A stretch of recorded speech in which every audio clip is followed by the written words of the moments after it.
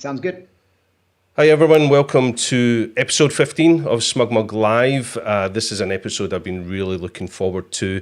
Thank you so much for joining us today, as always here on SmugMug Live. It's been a real fun few weeks so far, and it continues today with our amazing guest, Chris Burkard. Before we reach out to Chris, just remember that in order to be notified whenever we go live here on SmugMug Live, make sure you hit that subscribe notification, the little bell icon. That way you'll be notified every time we go live with another episode. We've always got something interesting coming up here on the channel. So thank you so much for joining us today, wherever you are in the world. As always, give us a little shout out in the comments of where you're joining us from. That's always fun to see where people are in the world.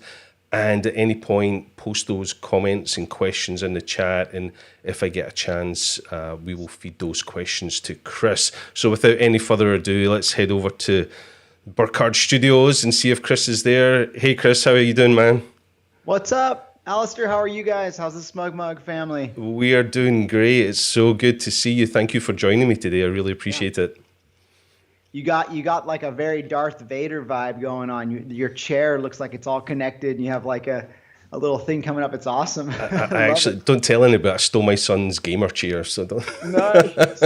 Looks comfy, dude. Don't tell him. And it's kind of dark because it's, as people tuning in will probably tell from the accent, I'm over here in Scotland, and it's, what is it? It's 10 p.m. here, so it's getting a little bit dark, so hence all the lights. But thank you for taking time out of your schedule to join us today. It doesn't seem that long ago since we were together catching up, but it also feels like a decade ago. It's been a strange few months, huh? Dude, yeah, honestly, it's been kind of wild because of the fact that,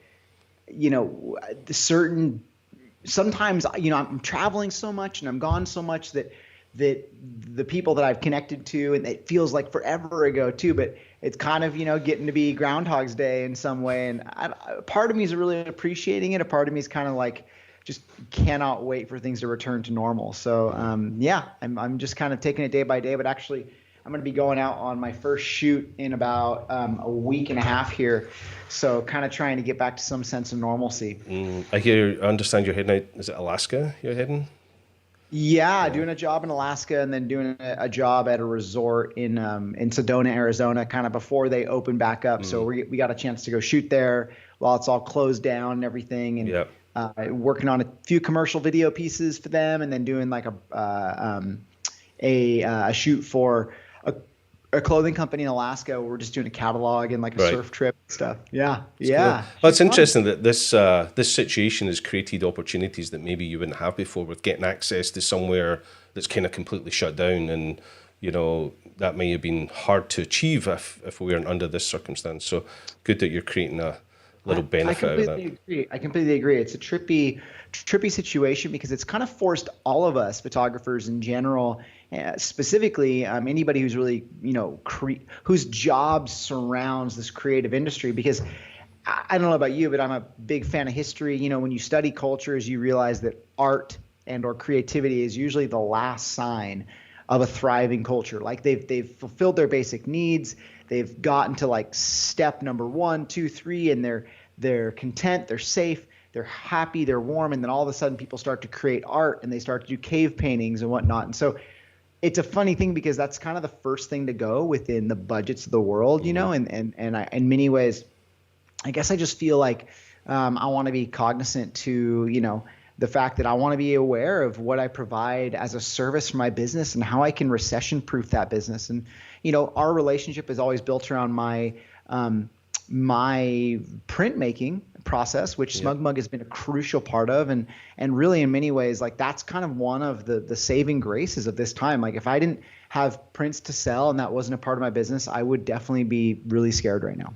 Yeah, it's interesting that you say art and the creative stuff is the first to go and the first to get cut from budgets and stuff. But I think it was it Winston Churchill who famously said, if we cut out art and music to fund the war effort, what's the point in fighting? We need that in our lives. So let's go back let's go back in time a little bit. I know the first time you and I connected was it's probably about 6 years ago now, when we made the film Arctic Swell.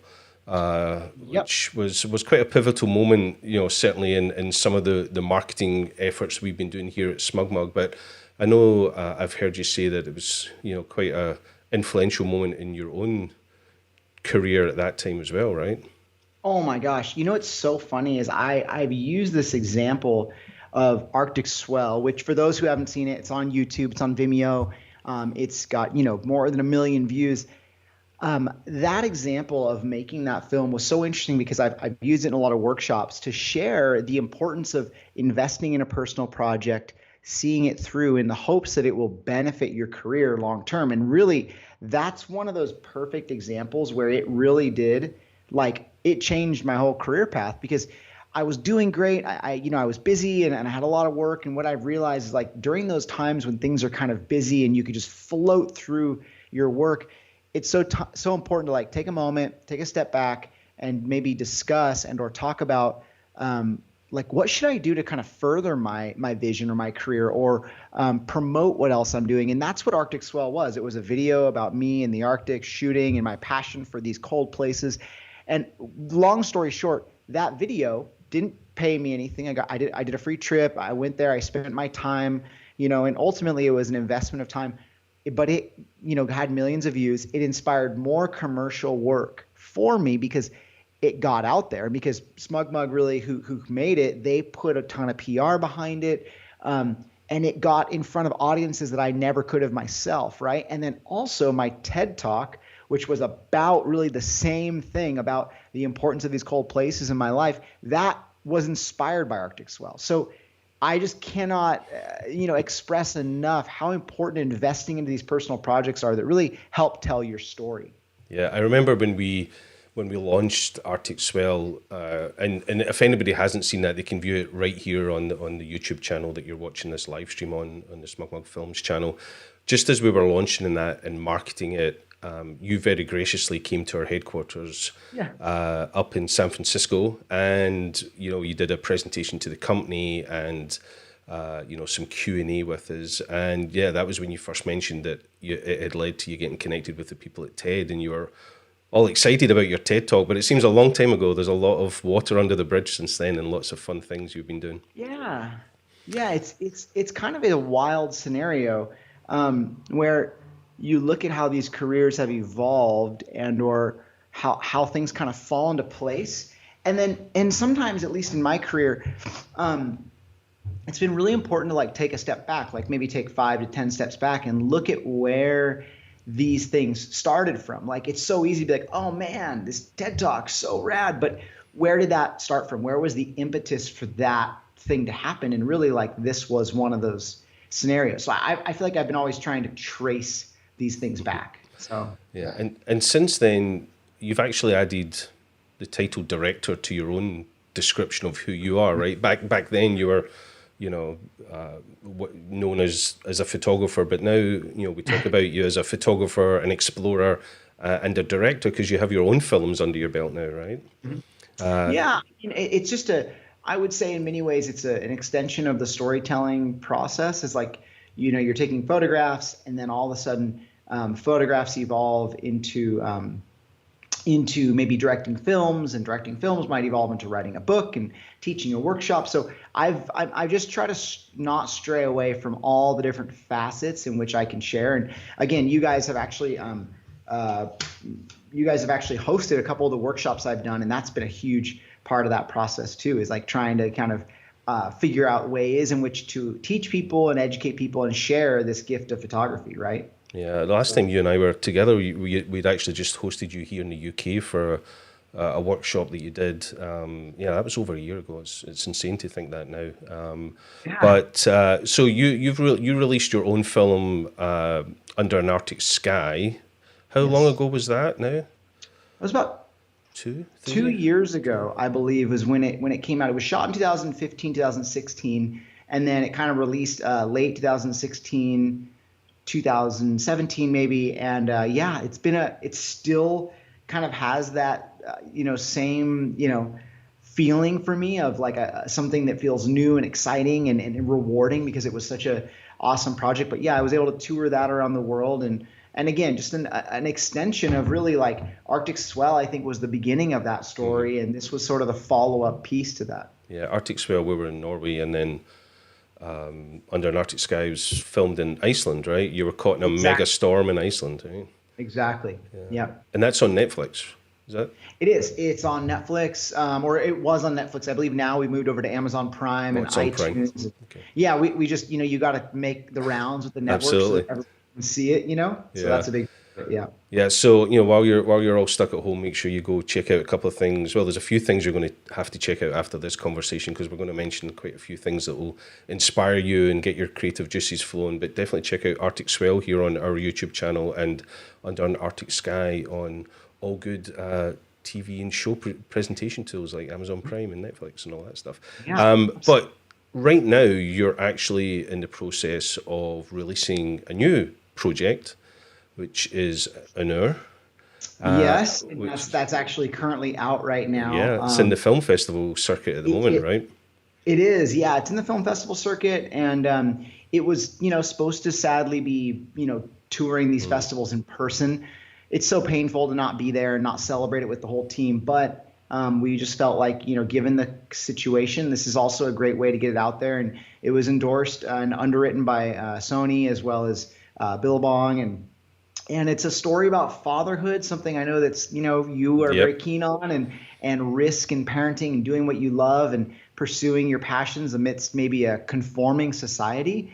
And I know those all sound like very heavy topics, but I think they're very real topics. And as somebody who personally deals or maybe struggles with all those things, I'm feeling grateful that this is all something that I can now share a story about, and make a film about. So that's been cool. That's been awesome to me. Yeah, well, let's revisit some of those things you just mentioned. What I'd like to do is Chris has graciously let us share the trailer here on the stream tonight. So I'm going to play the trailer, which I think is about a minute long, and then we'll talk about some of the concepts of the film. So let's see if I can pull this up here and share that over here. Awesome, right, let's...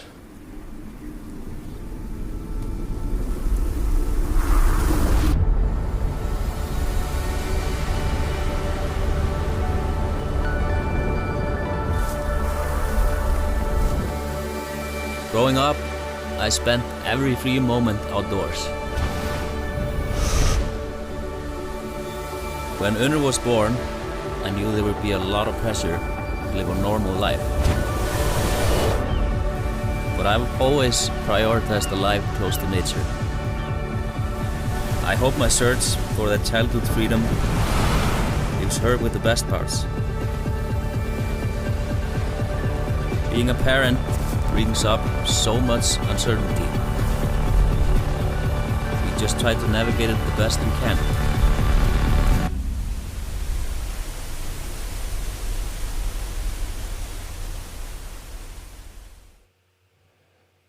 So that is a little preview of Unnur, which is a film about Ellie, this photographer who lives in Iceland, but that's not the story at all. As you said, it's a story about parenthood, right?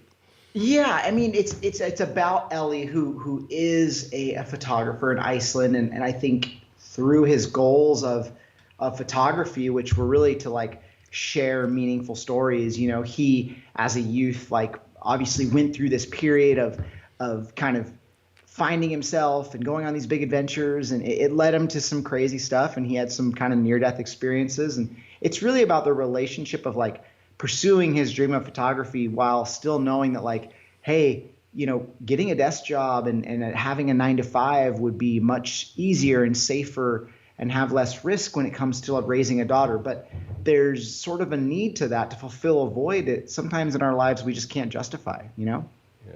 And you, as you mentioned, you and I have spoke at length about parenthood, and neither of us have what people would describe as a conventional career lifestyle. I mean, right? It requires you to travel a lot. It requires me to travel a lot. It requires a lot of things that there's no rule book for, there's no guidebook for. And I think when it comes to parenting, that's one of the biggest challenges, is trying to understand and figure out, okay, well, you're constantly questioning, am I ruining my kids? Am I making them stronger? What am I, so I think that's something that's so important and just to be conscious of and to be aware of. And it's something I think about every single day. Like, and I'm really grateful for what it means to live in a time when we can have unconventional jobs and still raise our kids. Yeah. And, we've spoke about making sure, although we travel so much, we take the kids on the journey with us before we leave. I don't know if you remember that conversation.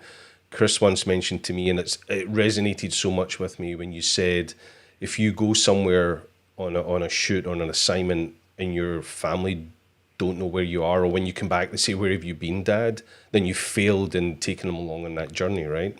Mm-hmm. Yeah, I think that there's like if where you've been is a mystery, you're kind of like, well, I didn't include them on the experience. And for me, so much of what makes the experience an amazing experience is being able to capture things, even just silly phone videos or images on your phone that make your kids excited, that keep them entertained. And that's a big part of it for me. That's a big part of my mission when I go somewhere, and I want to try to make sure my kids feel like they're experiencing it in some way too. Yeah.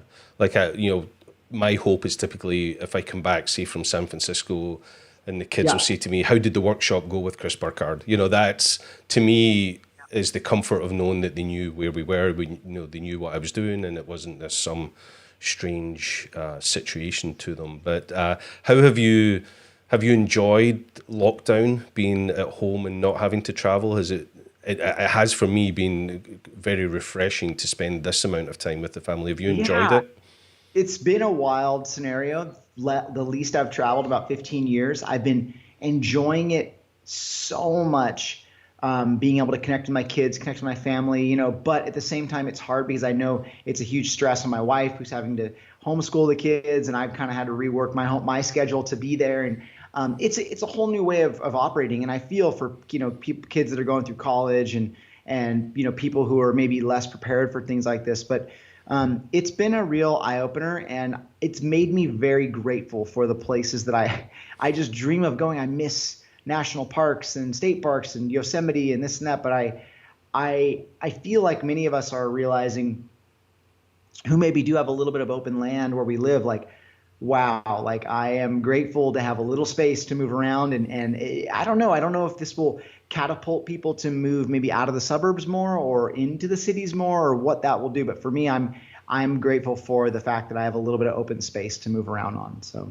even if it means more responsibility. Yeah, I've definitely been feeling very grateful for, the space that we have and living in the country, and those little niggles that you had with maybe, I wish this house was a little bit bigger or whatever. Suddenly you realize just, how grateful we should be that we have what we have. And gosh. But I think it's one of those things where I've realized in the beginning of this, I think I was like, oh man, what can people do to help me through this? And I realized, like, what, as somebody who maybe is a sort of a leader in this field, I really want to put my efforts towards what I can do to support others, which is why doing Instagram lives and talking about projects and how the importance of them and sharing as much information of what's helped me. I think that's really where I've tried to put my efforts, because I want to be a resource, not like a strain on people, and I know that my business, like everybody else, is going to suffer, but I also am very hopeful that it's all going to bounce back.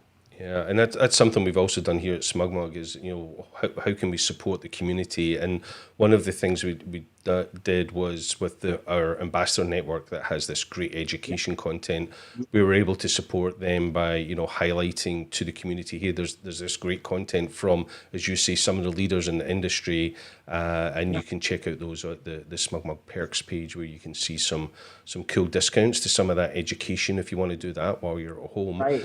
Let's go back to Unnur, the film. As I say, as a parent, a kind of parenthood type film, there's obviously this element of Ellie not having this conventional lifestyle, and talking about some of those struggles you and I have discussed before about, am I doing the right thing? Is this, the best thing for my child? But within that, there's also some incredible cinematography. You must have had a lot of fun creating that film. I mean, we shot it all in the Sony Venice, so it's this 6K beautiful camera that I think the sensor has amazing resolution and brings to life really beautiful skin tones. I wanted to shoot something that wasn't the typical like, oh, we're gonna go on this surf trip and we were really trying to shoot a portrait of humans, and I think that, you know, just like in the film days, you choose a certain film stock to represent that, and so that's why we chose the Venice. It also has this cool extension called the Rialto, which like extends. You basically have a lens detached from the body, and you can extend that like super long. And so we were able to walk around shooting this 6K camera with this tiny little lens, allowing us to like get to the edge of cliffs and just shoot some crazy angles that you never could really do with like a normal, I think, Alexa Mini or Red or something like that. So, I mean, not to get all in the weeds with camera talk, but that was a huge part. We shot it all in anamorphic lenses, which really sucked in some of the light. It's a very popular lens format for shooting cinematic projects. We shot it wide format as well. So it was a, you know, it's very stylized in that sense. And we wanted it to feel kind of timeless and not like we're shooting it vertical for Instagram TV. So it's definitely best viewed on the big screen if you can, whenever that's possible. But yeah, it's been a real pleasure and real joy to bring something to life like that. It's about your friend and and I think this is the one key takeaway for people wanting to do personal projects is like, you have to be invested. And if you can't find a way to be fully invested, you need to figure out what that project is, because somebody telling you to go out and tell somebody else's story is not going to do it for you or for me. Like, I need to feel like I'm connected to that story. I want to tell that story. Why? Because it's my own story. Like, that's the beauty of it, right? A lot of times the most meaningful projects we see are the ones where in some way we see ourselves in there. Yeah. I love it when you do talk about gear, because we all love gear, let's face it. But so you said, so the lens is actually separate from the sensor in the body on these extensions? Yeah, so there's this Rialto system. It's called the Rialto, and basically it's like, imagine like, here's the lens mount and here's the camera body, and you can separate them with a cord, and that cord can be 15, 10, 20 feet, and the sensor's back here on this bigger body, but then the lens is on this little tiny mount. It's actually, they used it in the new film, the new Top Gun. There's a trailer in Top Gun. They used some of it because they wanted to mount like cameras in front of the cockpit, right? So this thing is sick. Like, you're taking this tiny little lens, like a wide angle, and a mount, and you can like maneuver it however you want. You can run with it. So it's really cool in that regard. If you're shooting handheld stuff or trying to mount somewhere different, and that was like one of the kind of, I guess, the, you know, secret tips to kind of creating a perspective that was a lot different, you know, than maybe you have seen in other projects. Yeah, I'll definitely have to revisit the film now that I know there was some cool tech and some secret sauce to create. Super cool. Yeah, some really cool tech for sure. Yeah. Now that you mention it, I do think I saw some behind the scenes stuff when you were filming that you probably posted on social, and thinking, what on earth are they using there? So that's kind of cool. There's one scene that I love, and it's got a very simple scene in the film. If you do get to watch it, there's a scene where Ellie's daughter Unnur leaves a feather in the car, and I'm glad you picked up on that. Just an awesome little moment. So I do have some questions popping up. There's one here from Maurice. He asks, what exact anamorphic lens did you use for that film? Getting into some of the geeky stuff here, but can you remember? Man, I don't even remember. I would have to ask one of the DPs on the project. I want to say, you know, we rented everything from a place called the what's it called? Some camera house in LA. Camera Division, the Camera Division, right. And they had the lenses. We rented the camera itself from Sony, and that was kind of the setup there. But there's a couple different anamorphics you can get, and I believe we used like the less expensive ones because we couldn't really afford the super expensive ones.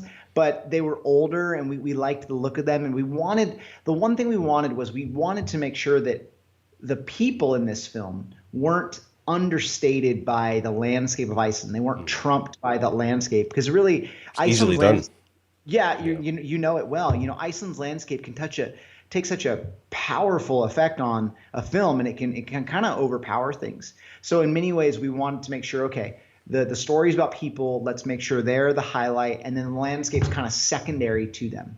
Yeah, that's cool.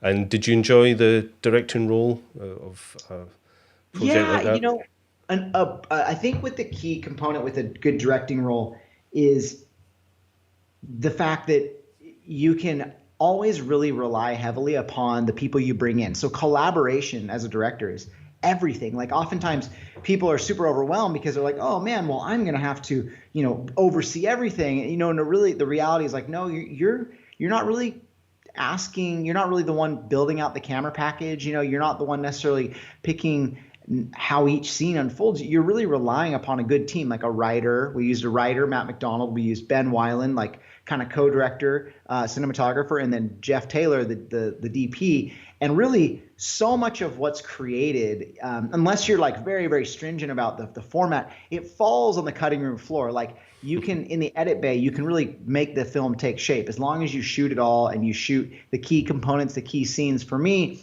it's more about making sure that like what I'm seeing visually translates authentically. And when I look at the playback, I'm like, awesome. You, Jeff, you created that vision. You brought that to life. And I'm just big on collaboration. I feel like maybe some people aren't as much, but being somebody who's kind of a control freak at times, these projects force me to access a different part of myself creatively and force me to like engage with other people in a meaningful way. And that's what I love about it. That's what I love about working on films is like, and or books, same thing. Really is the collaborative process is how you get them done. Yeah, and that's probably something that's hard for many people, especially in the landscape photography type world. It's very difficult to move from a landscape photographer where you're, right, this single person doing your thing in control of all the elements. And then when you move into something like film, suddenly you realize that whole world is about collaboration, and it maybe isn't as relevant or as jarring for someone maybe coming from the fashion world where they're used to fashion sets and makeup and hair and the fashion photography shoot being very collaborative. But in landscape world, it can be quite jarring moving into film where you have to be able to let go and outsource and trust the team that you've built. And that's probably the skill, right, is building the right team to make it happen. 100%. I learned this early on. I remember like working on my first book and just being so astringent. Like I had the vision for it and I wanted to get it all done. It was the California Surf Project book. And I remember like talking with the editor and them suggesting this and that and me kind of being hard nosed on it and realizing at a certain point, I'm like, what do I know? Like, this isn't my world. Like, I don't know how to sell a book. Like if they want to change the title or they think this photo's better, like I should probably trust them because this is literally their world. This is what they do. And I think a big part of I think what's made me successful in the past 10 years is learning to collaborate and learning when to ask for help and learning when to realize like, hey, I don't have all the answers. I'm not the best at this. So who can I hire or who can I bring in to work on this that's going to compensate for sort of where I'm at creatively and what I have to offer, right? And so that to me has been that's been really helpful. Is like swallowing some of that pride and really learning when to ask for help. Yeah, becoming a good leader. That's yeah. I mean, maybe I don't know. Sometimes I just feel like I'm just too bull-nosed to like do it any other way. Well, you seem to be doing it the right way because things are going well. Are you currently back in the studio in the gallery? Yeah, I'm right. Well, right now I'm in the meeting room here. This is just our little meeting room space, but gallery is not open, but we are working in the studio and we're back kind of staggering days so that we're not all in at the same time. But yeah, we've been trying to kind of get back to protocol. I was lucky enough to get a small loan for my business to basically keep the doors open. So we're really trying to get through these tough times and then kind of get back to hopefully some sense of normalcy, Yeah. So people can't visit the gallery at the moment, but they are able to buy your prints. They can't, but we're actually considering opening up on Memorial Day as just like a curbside pickup or like a one in at a time sort of scenario with a mask kind of thing. Yeah. So my county just kind of got new guidelines that we're phasing back reopening and that retail locations can open up with certain guidelines. So we're sort of working on that right now. Yeah. And Memorial Days, that's this coming Monday, right? I think. Yes, it is. Yeah, absolutely. Yeah, cool.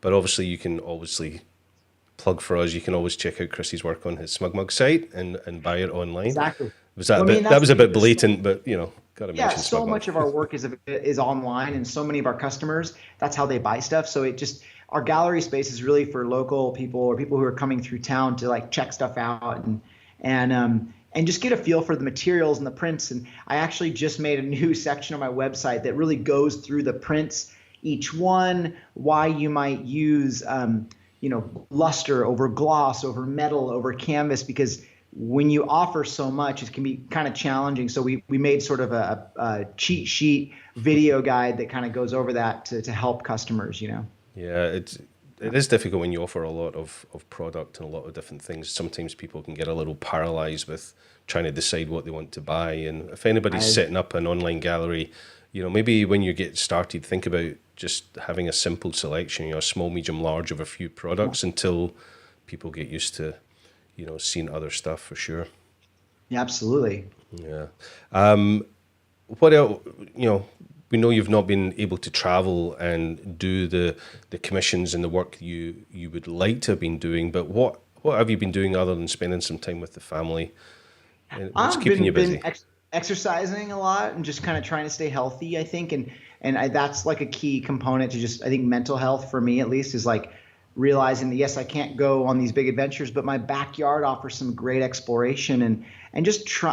I love doing like new challenges. Like this weekend, I'm going to try to Everest on my bike, which is climbing the height of Everest on a bike. It takes about 12, 13 hours. And I'm going to do that. And then I'm going to, and so just like challenging yourself to stupid things, even if it's just like fun stuff. And I've found that, for me, I feel lucky because at a certain point, photography was all I cared about. It was like the camera was the tool that defined who I was. And now there's other things to work on, whether it's writing a script for something, whether it's writing a creative treatment, whether it's working on a new deck for a film, to submit to somebody like SmugMug or whomever, like I feel like now is a great time to dig deep, and I don't need to go out and like take pictures to feel satisfied. I feel like I would rather look forward to those times when I can sort of dig back into meaningful projects. And I think that those who are prepared with something interesting amidst all this are going to be those who kind of start working quicker. So that's kind of my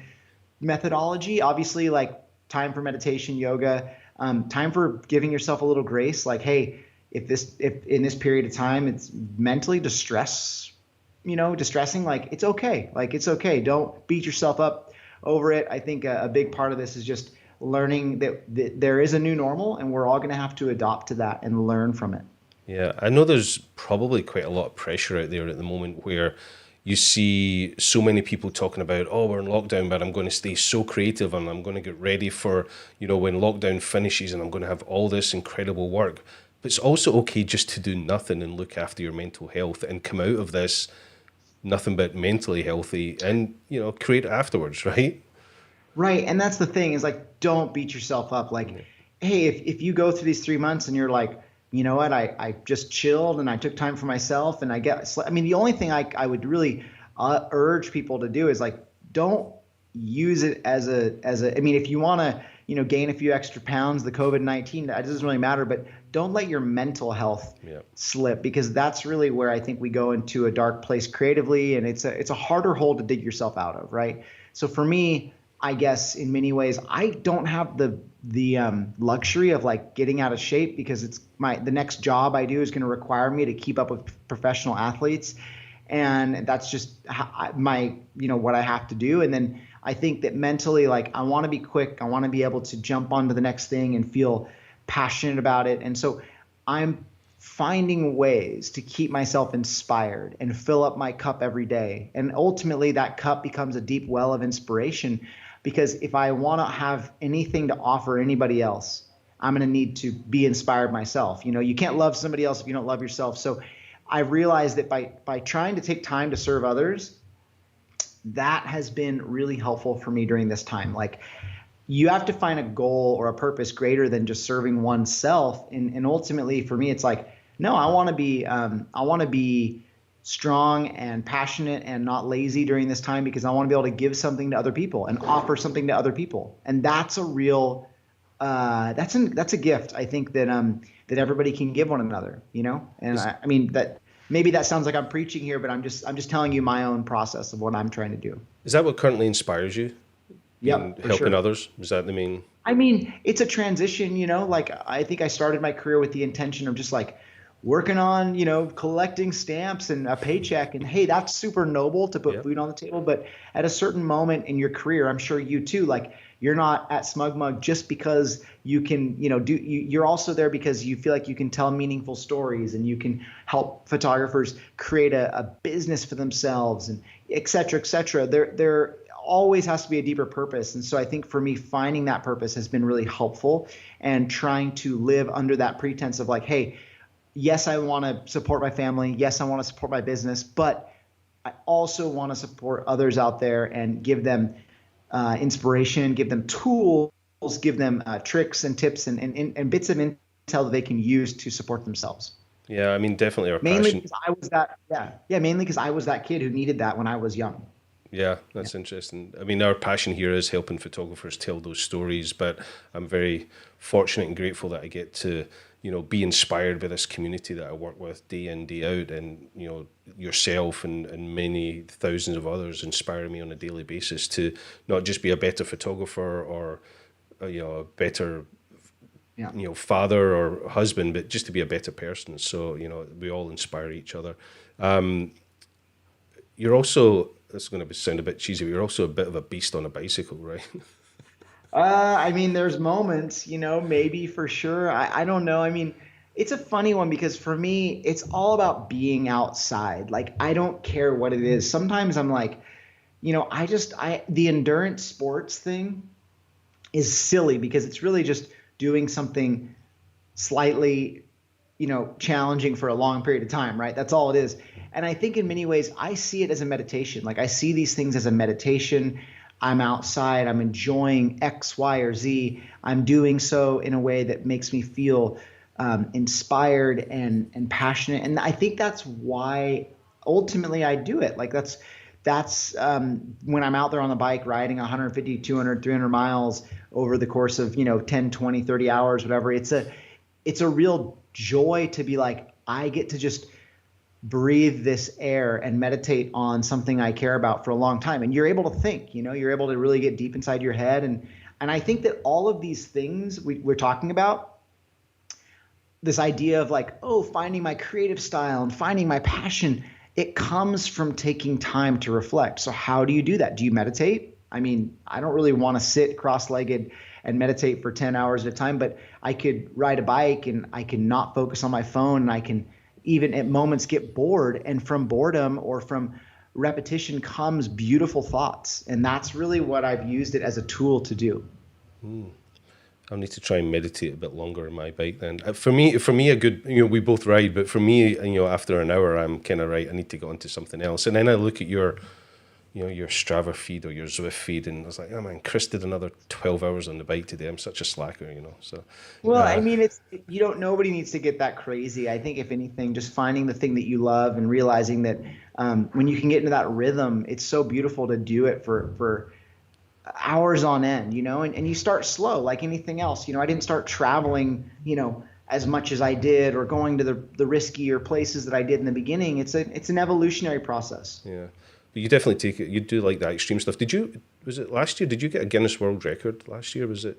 I mean, some people have said that my ride around Iceland was actually a part of the Guinness World Records. I don't really know. I didn't really follow up on that, but it'd be sweet if it is. I mean, I know that it's standing now as a record for the fastest time around Iceland, but I sure hope somebody goes and beats that. Yeah. So how far and how quickly did you do it? I did the ride around Iceland in 56 hours. 56 hours nonstop, huh? Yeah, pretty something much. like 56 or 52. I can't remember. But it was basically like, I beat the current record by like 4 hours. It was wild. I rode nonstop, man. Nonstop.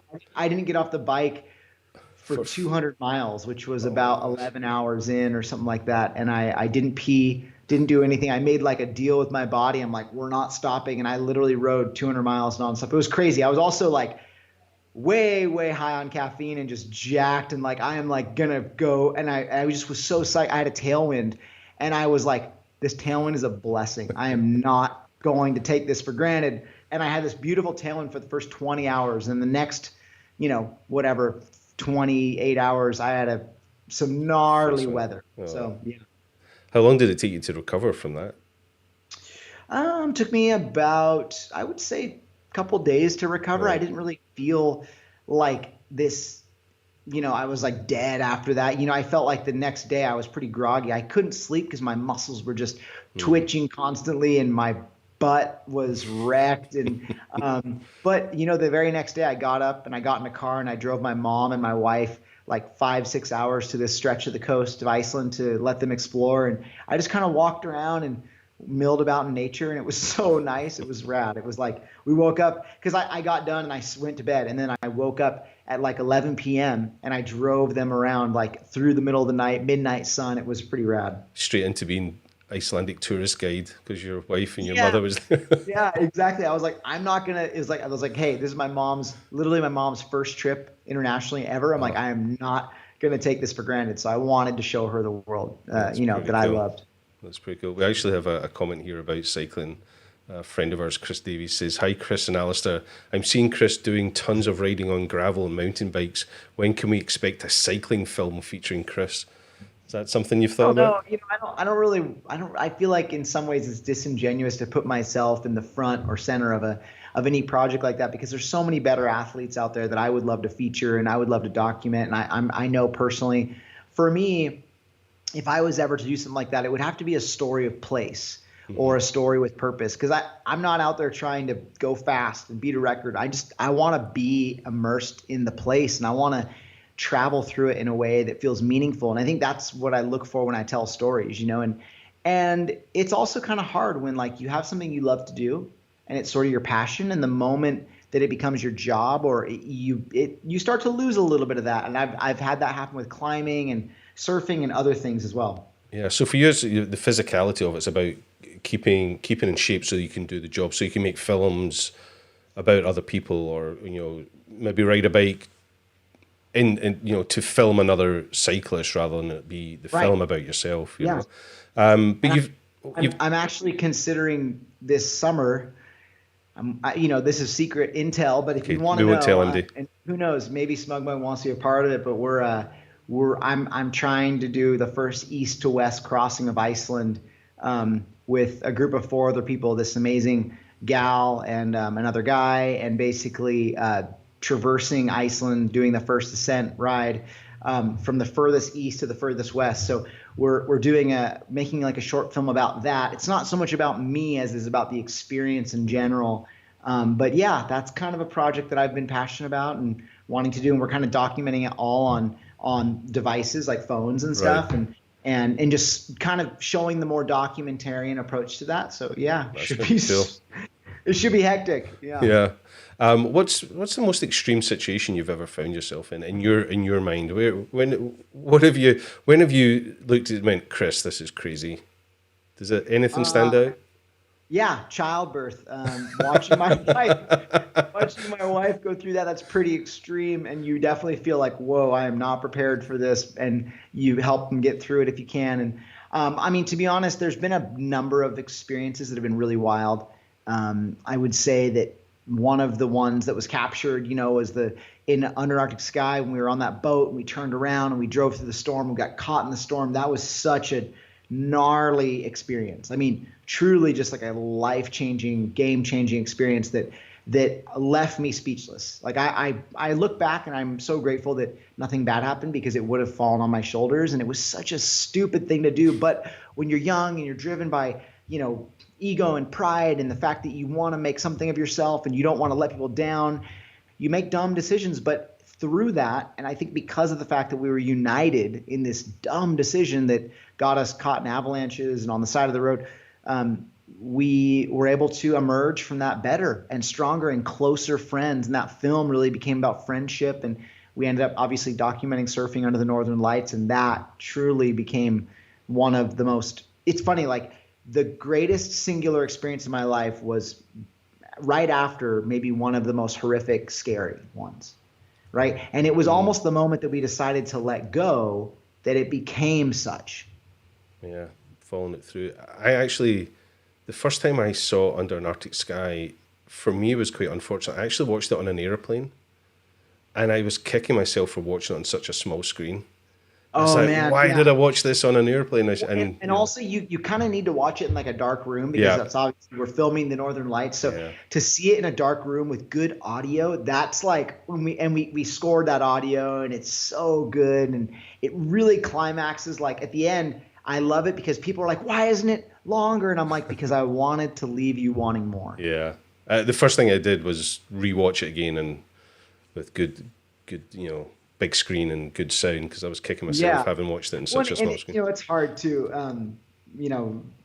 it's just a hard one because you go through the effort of making it so impactful, and then somebody's like, "Yeah, I watched it on my phone," and you're Yeah. like, "Oh man, it's such a brutal thing." I had been on airplanes so much at that point. I was like, I've watched everything on these screens, and I was like, oh, there's Chris's new thing. I had to. So I was like, I shouldn't have watched it. But anyway, I'm honored still that you watched it, so I can't complain, at all. No, I've watched it many times in good quality. I know we don't have much longer to talk to you, but I wonder if we could get a little bit geeky for a while. What's currently in Chris's bag? What are you currently shooting with? I know people are always keen to know. I have a what you're couple shooting things with me here, Mhm. like right off to the side, but I could just talk to you about them. Really, You can grab them if you want. If they're yeah. I mean, a big for me, the A7R4 is the workhorse, like of everything I do. Mainly because I'm always reproducing images that need to be potentially gallery quality, Yep. or for a commercial client that needs to be like gigantic, right? Something big. So therefore, I feel like I can't really compromise, and I need the speed. I also like the A9 is a great camera. It's fast, but I never need more than 10 frames a second. I'm never shooting like MotoGP or animals that are going at 60 miles an hour. So this is like my workhorse. Shooting 12 frames or 10 frames a second is plenty. I love that camera. Also, I would say that in my kit, it all depends on what I'm shooting, right? You always got to work backwards, right? Like, am I shooting a landscape assignment? The 16 to 35 is almost always with me, right? This has got a Polar Pro filter on it. It's a polarizing filter on the front. This is my go-to. It's a 2.8. This is kind of like the lens that's attached to my camera at all times. And then I would say as a backup lens, if I want a little more extension, I know there's a slight overlap, but 24 to 70 is, again, like that's kind of the other lens that I really lean towards. It just gives me that range. And also I feel like if I'm going to modify that kit, then it would be like, okay, I'm shooting a portrait, which I would want a prime lens that's shallow depth of field, probably a 35 1.4, because I love environmental portraiture. And what I mean by that is like, yes, I want to isolate my subject from the background, but I want to show a little bit of the background because I feel like for me and the style of work I do, the location is a component of that portrait, right? And I usually lean away from like a 50 mil or a 70 mil or any of those standard portrait lenses. I would say night photography, I'm usually going to be bringing like a 20 mil, a Sony 1.8 20 mil, because typically with night photography, you're trying to show the sky, right? Like that's a big part of it. And the sky, when it's way up there, and the ground, it's way down here, you're going to need a wide angle. A lot of times you're shooting vertical. So a 20 mil 1.8 might be a specialty lens I use for night photography.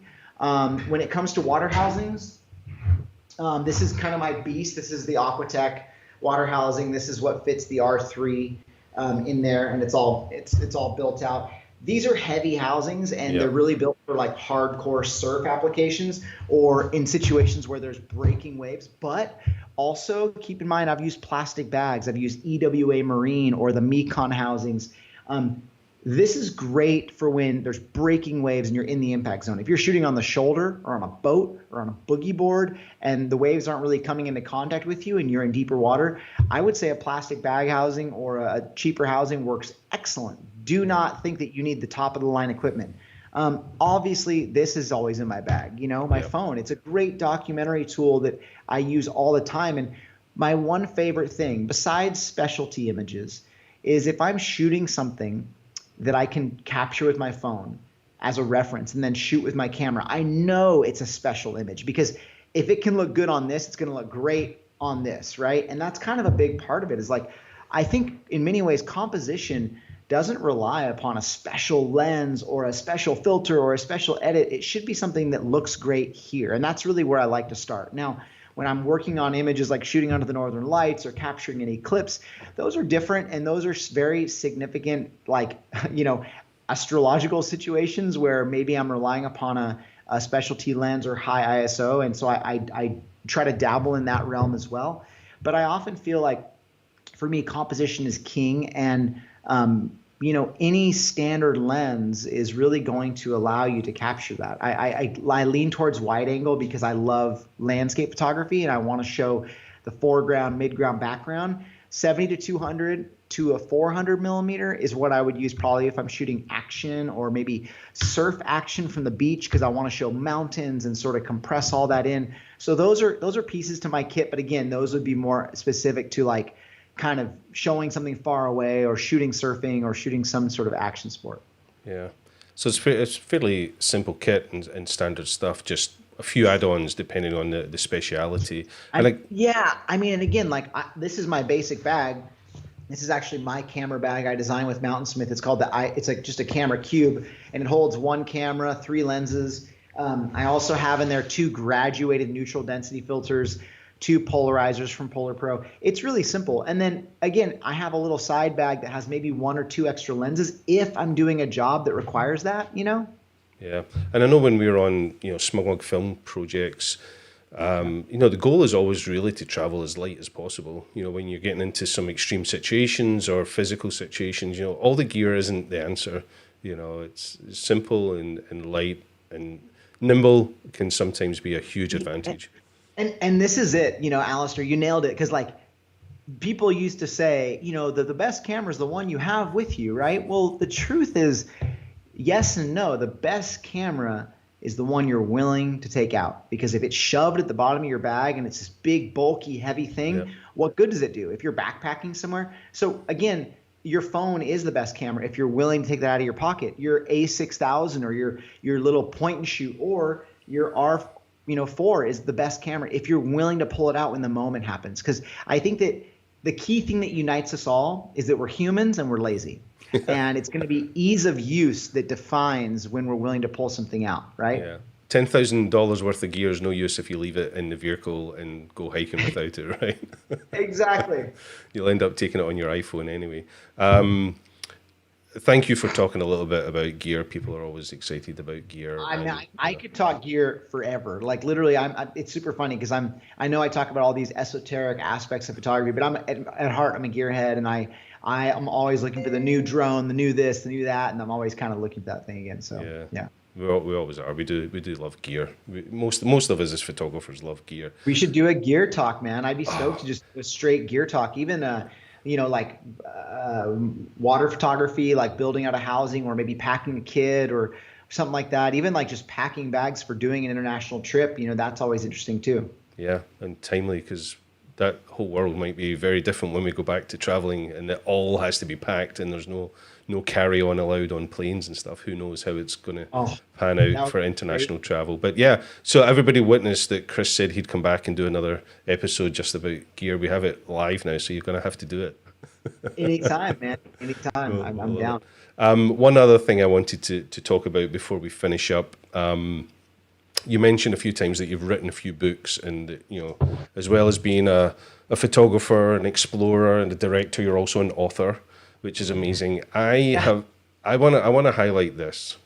Oh yeah, the boy who spoke to the earth. The boy who spoke to the earth. This book, dude, has been read so often during lockdown. I can't tell you how much my kids love this book. And if they're sick of you reading it, I also they can be sick of me reading it too, because I actually did a recording of me reading it in my IGTV, and because I knew that again, a lot of parents are out there using these tools and looking for ways to entertain their kids. So on my Instagram TV, I did a recording of reading it. I'd be stoked for you to share that if you ever want to. I'll definitely share it, because they might find it strange that it's suddenly read without a Scottish accent, because the boy is Scottish in this book, believe it or not. But the boy or the girl, yeah, and so yeah, maybe they'll find it amusing to hear you read it to them. That'd be rad. But yeah, it is a prize book in this household. It's a lovely book for the kids, and one of my passions is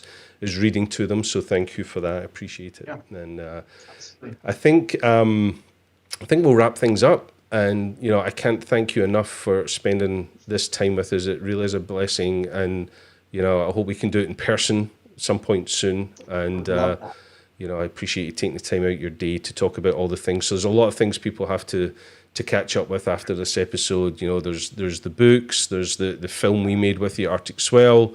Check out Under an Arctic Sky. You have a new book as well. We haven't even discussed it, At a Glacier's End, correct? Yeah. It's a book about Iceland's glacial rivers and the importance of protecting them. It's really an environmental piece that is there to advocate for creating a national park, and something I would love for everyone to support and pick up, because it really tells people what they can do to support Iceland's economy and tourism and rivers and everything. So it's rad. Yeah, it's a sign of how, you know, productive and you know, you are, that in an hour's episode we can't even talk about all the things that you have you have on your couch. But I think, you know, it's honestly like you have to just carve out time for those things, and this is no better time than ever to really reflect on the goals we each have and the things we want to put out there in the world, and what's important, what's timely, you know, what's worthwhile. And that takes time for me too, man. It takes time for me to figure out like what I want to put out in the world, and sort of like what are the projects that are worthwhile, you know? Yeah. Okay, I shall let you get back to your day. You know, when we get back to traveling, travel safe, look after yourself, and tell your family I was asking for them, and you know, tell the whole team there at Burkard Studios that, you know, SmugMug was wishing them well, and we will catch up with you soon. Yeah. Thank you so much for your time today. Looking forward to seeing you in California and hanging out at HQ and talking more about doing rad projects. Thanks for everything. Thanks for all the support. Everybody get a SmugMug account. They're insane. It's changed my business and really helped me actually during this time. So I appreciate it. Thanks for the time, Alistair. Awesome. Thank you so much. Appreciate it, man. Okay, thank you so much for joining in for today's episode. Obviously, make sure you hit that subscribe button and the little notification bell icon, and you will be notified about, you know, all the next episodes we have coming up here on SmugMug Live. And yeah, thank you so much for Chris joining us today. That was so awesome to see him again and catch up, and for him to give us all that time today on this episode. What's coming up here on SmugMug Live later this week? On Friday, I'm going to be in conversation with Peter Dering, who is the founder of Peak Design. We're going to have a little conversation with him on Friday. Next week, I have two very special guests. On Tuesday, I have Joel Robinson joining me, an amazing conceptual self-portrait artist. And later in the week, I think on Thursday next week, I will be joined by the wonderful wildlife photographer Jerry Vandervalt, who will be joining me all the way from Johannesburg in South Africa. But for today, thank you so much for joining me. Enjoy the rest of your day, wherever you are in the world. Stay safe, and we'll see you here on the next episode of SmugMug Live. Thank you so much. Bye.